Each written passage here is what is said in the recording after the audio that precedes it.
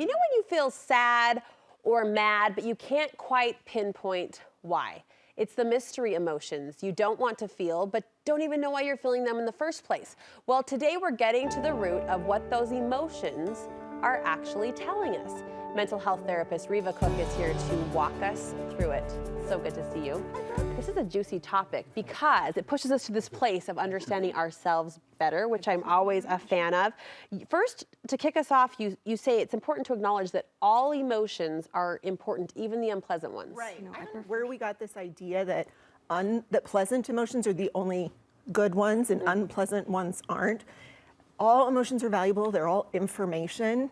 And if we understand what they're trying to tell us, what that information is, we can learn about ourselves, we can understand our situation better, we can help get ourselves to the kind of life that really is working for us. Yeah, that higher place, which we're all striving to push toward. Can I throw out an emotion, Riva, and you can help talk around it, maybe fill in some gaps and see what we might be missing in our own human experience?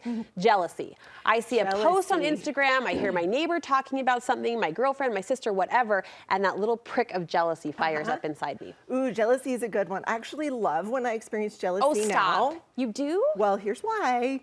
It's because I figured out that jealousy is telling me there is something missing in your life that you are seeing in someone else's, some need that's important to you. So I used to be like super jealous about people's vacations. Yeah, okay. That would like really like get me triggered up. Yes. And I realized what that feeling is telling me, that I needed more adventure. I needed to see some different things.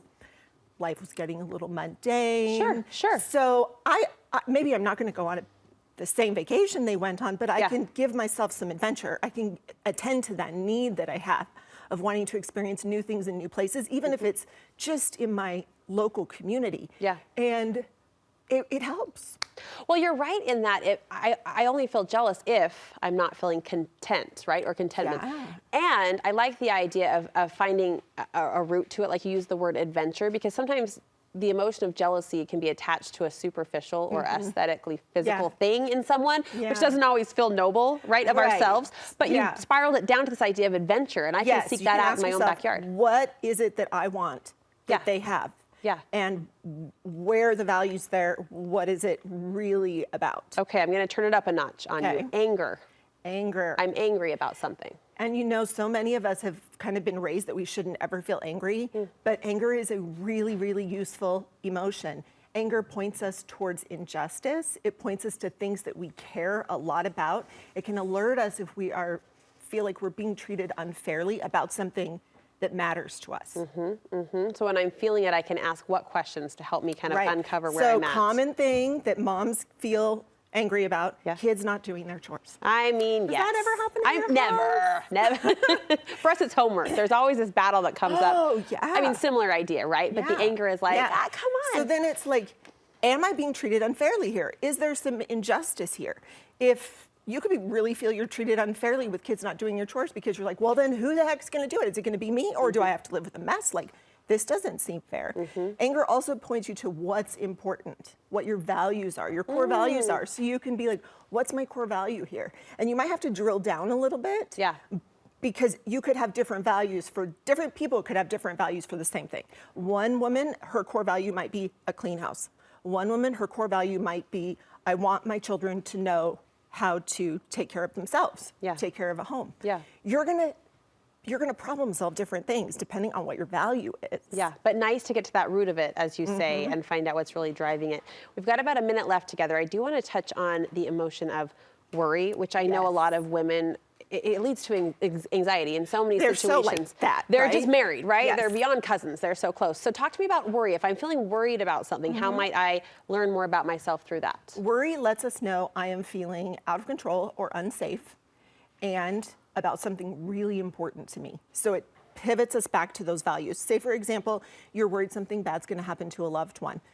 What is the thing that's important to you? It's your loved one. It's your relationship with them. It's their presence in your life. Am I feeling out of control? Is there a present danger here that I really do need to attend to? Or do I need to accept life is uncertain and all I have is right now? You answered the question. I was going to say, what if I can't gain that control, right? If control is at the root of it, and that's the teacher, so to speak, I guess the next step would be acceptance. Acceptance of the uncertainty of life is the antidote to feeling a lot of anxiety over control. Yeah. What's the payoff? So much easier said than done. I mean, though, right. Brooke. No. It's the life practice, right? It's the practice of the human experience.